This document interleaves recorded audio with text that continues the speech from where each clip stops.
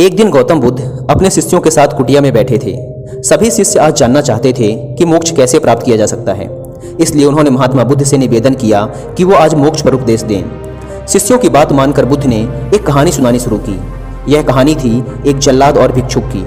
अपने राज्य का मुख्य जल्लाद, जिसने बहुत से गुनाहगारों को दंड दिया था, अब वह रिटायर होकर राज्य से बाहर एक कुटिया बनाकर अपना जीवन व्यतीत कर रहा था। उसे हमेशा लगता था कि उसने कितने लोगों की हत्या की है, वह कितना बड़ा पापी है। ऐसे ख्यालों से वह हमेशा घिरा रहता था। वह अपना सारा दिन पश्चाताप में ही गुजारता था। एक दिन वो रोज की तरह इन्हीं ख्यालों में खोया हुआ खाना खाने के लिए थाली परोस रहा था। तभी उसको बाहर दरवाजे से किसी की आवाज़ आई। उसने बाहर जाकर देखा तो एक भिक्षुक खड़ा था। भिक्षुक के चेहरे को देखकर ही जल्लाद समझ गया कि भिक्षुक बहुत ही लंबी साधना के बाद आज उठा है और भूख से व्याकुल भी है। जल्लाद के मन में आया कि जिंदगी भर तो मैंने बस हत्याएं ही की हैं।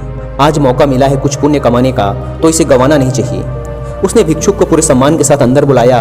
वह अपने खाने की थाली उसे दे दी। भिक्षुक खाना देखकर बहुत प्रसन्न हुआ। भरपेट भोजन करके भिक्षुक ने जल्लाद से बातचीत शुरू की। जल्लाद ने भिक्षुक को अपने जीवन की सारी कहानी सुनाई। उसने बताया कि वह कैसे काम करता था, उसने कितने लोगों को फांसी दी और वह सोचता है कि वह कितना बड़ा अपराधी है। जल्लाद की वेदना सुनकर भिक्षुक बहुत ही शांत स्वर में बोले, क्या तुमने वो जीव हत्याएं अपनी मर्जी से की थी? जल्लाद ने कहा, नहीं, मैं तो बस मेरे राजा की आज्ञा का पालन कर रहा था। मेरा कोई इरादा नहीं था उन्हें मृत्युदंड या सजा देने का। तब भिक्षुक ने कहा, फिर तुम अपराधी कैसे हुए? तुम तो अपने राजा के आदेशों का पालन कर रहे थे। तब जाकर जल्लाद को एहसास हुआ कि वह किसी गलत काम के लिए जिम्मेदार नहीं था। उसका कोई दोष नहीं है, वह तो बस अपना दायित्व पूरा कर रहा था। इस प्रकार जल्लाद का मन शांत हो गया। फिर भिक्षुक ने जल्लाद को उपदेश दिया और उससे विदा ले ली।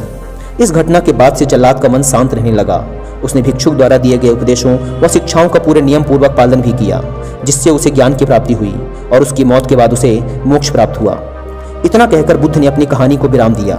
सभी शिष्य बहुत ही आश्चर्य के साथ बुद्ध की ओर देख रहे थे।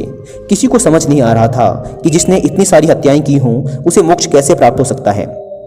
तब एक शिष्य ने यह दुविधा बुद्ध के सामने रखी। तब महात्मा बुद्ध ने शिष्यों को समझाया कि भिक्षुक के उपदेश से जल्लाद को ज्ञान प्राप्त हो गया था। जल्लाद के जीवन में पहली बार किसी ने उसे ज्ञान का उपदेश दिया था, जिसे उसने पूरे शांत चित्त और मन के साथ सुना था और समझा भी था। इसलिए मृत्यु के बाद उसे मोक्ष प्राप्त हुआ। अपनी बात को विराम देते हुए अंत में बुद्ध बोले, बिना ज्ञान के हजारों शब्दों का उपदेश भी बेकार है, किंतु जब शांत मन से उपदेश का एक शब्द भी सुन लिया जाए तो वह ज्ञान देता है और ज्ञान से ही मोक्ष की प्राप्ति होती है। दोस्तों, इस कहानी ने हमें सिखाया कि अपने कर्तव्यों का पालन बिना किसी दुर्भाव के पूरी ईमानदारी के साथ करना चाहिए। साथ ही अपने मन को हमेशा शांत रखना चाहिए, क्योंकि शांत मन से उपदेश सुनने पर ही वास्तविक ज्ञान की प्राप्ति हो सकती है, जो कि हमें मोक्ष की ओर ले जाता है। अतः महात्मा बुद्ध कहना चाहते थे कि केवल आत्मज्ञान से ही मोक्ष की प्राप्ति संभव है।